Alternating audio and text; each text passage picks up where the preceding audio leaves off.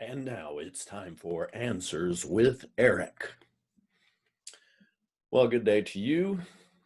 We are on the green screen today, and I don't think I like it, but I set it up and it's got a nice picture of the church in the background, so you're just going to have to put up with my fuzzy green hair and earlobes and all that stuff for at least just one lesson. All right, so here we go. We're in Acts chapter 17, verses 12 through 21. A really simple passage here for us to discuss today and learn about. So there's going to be a couple of different spots where I want you to kind of comment below and get a discussion going. So just pay attention to that. Otherwise, the questions today I think are pretty straightforward. I will just highlight a few, but Paul and Silas and Timothy, we find out Timothy is still in the group. They've gone from Thessalonica, where they got ran out, again, always getting run out. They've gone to Berea, and just what a refreshing thing that the Jews in that place were more noble-minded than the Thessalonians. And so we're going to see that proved again today. And you've seen it since you've already read through the questions, but I do want to discuss for verse 13 the forethought question. I want to encourage you to discuss that down there, because you just think about how do you explain the animosity toward Paul that the Jews from Thessalonica, they would travel from there all the way to another city, and we saw it happen in the first missionary trip. How do you explain that? You think once people would get him run out of town, they'd be all right. So how do you explain that animosity? That's something to discuss below.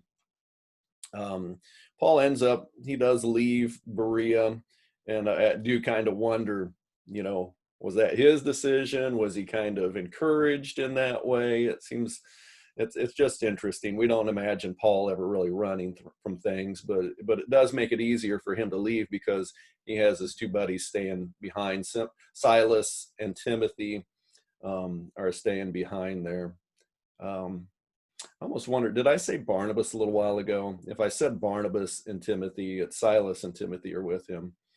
The question for verse 15, I want to discuss this one. Who goes to Athens? Well, it is Paul and those who escorted him. It's not just Paul. It's Paul and those who escorted him. And it is interesting to think about Paul needing an escort. It kind of goes back to, for me, it flashes to, what was Paul's thorn in the flesh. I think once again, this is another little piece of evidence for me that says he had an eye problem.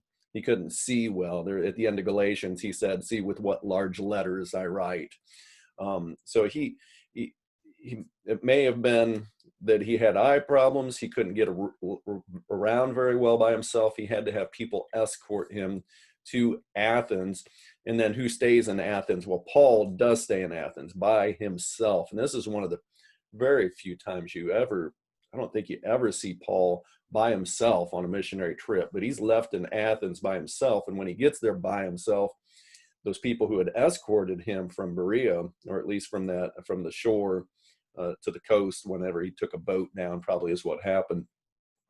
He asked those people, get back quickly and tell them to come, immediately, ASAP, as soon as possible, get down here to Athens.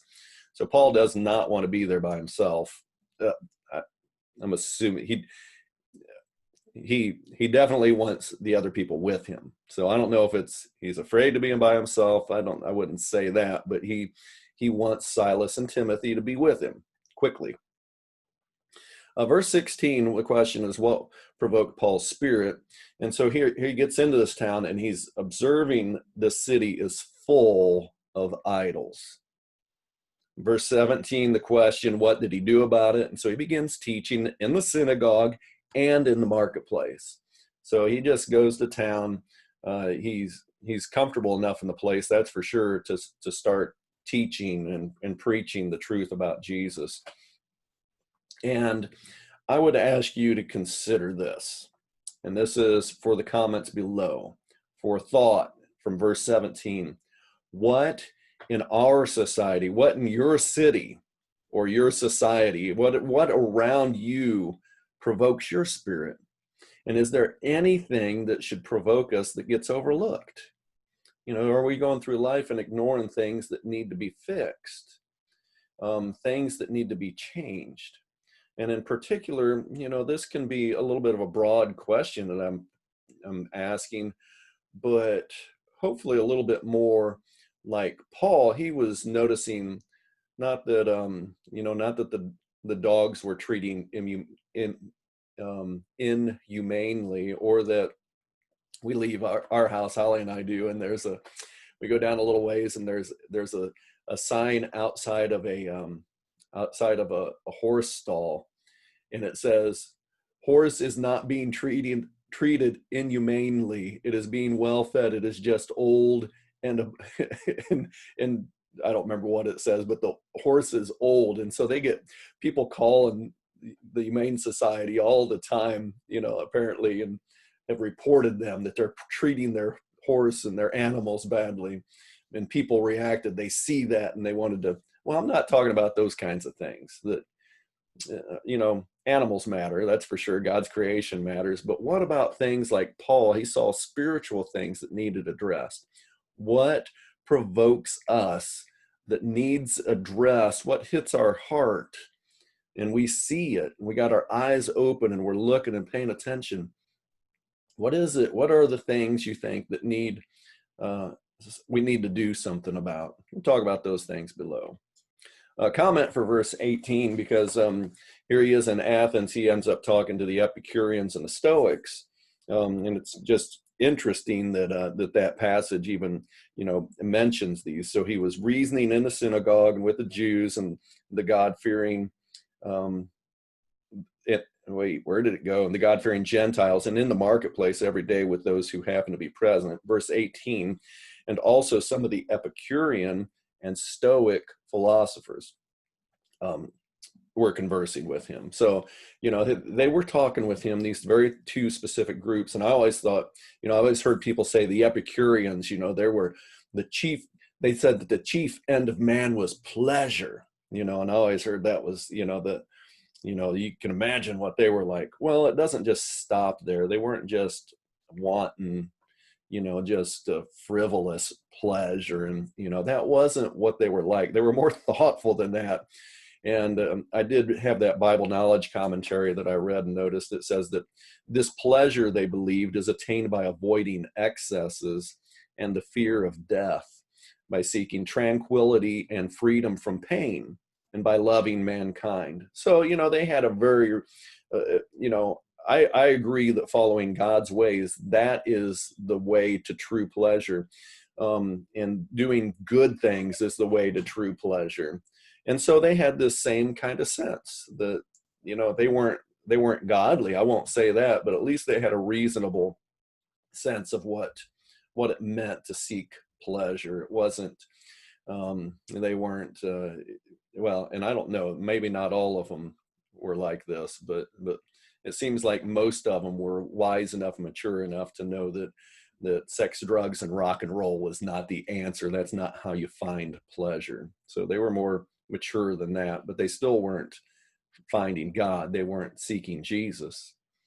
Now the Stoics, these folks were more popular. They opposed pleasure. They criticized the Epicureans. They were, the Stoic kind of mentality is you avoid all sense of pleasure and you control yourself. So that's just a couple thoughts there. But it is interesting. These people wanted to hear something new. And to them, Paul's teaching was strange. Hey, our teaching, that's one of the things maybe that's good about our teaching. If people think it's strange, then they're going to be more interested in hearing it. Of course, then they're going to have, probably a greater response of like, that's crazy. What are you talking about? Jesus, he rose from the dead. That's not possible, and you'll get that sometimes. That's fine. But also just remember that part of the idea that God's word is strange. And I think that's, it's different than anything else in the world. And if you don't believe in God, it's certainly strange. That makes it interesting to people. And so take some thought in that and be encouraged to to share God's word, even if people think it's strange. Maybe they'll listen up a little bit better. So that's the main lesson for today, and I encourage you to comment below about those things, about people's animosity towards the gospel or towards anything, and then also this idea of what provokes your spirit. I'd love to hear some of your comments below, and I pray that you have a wonderful day, and that you keep on reading and studying this book of Acts, because it's just filled with great things to encourage us. And I'm on the wrong frame. Now here's the end.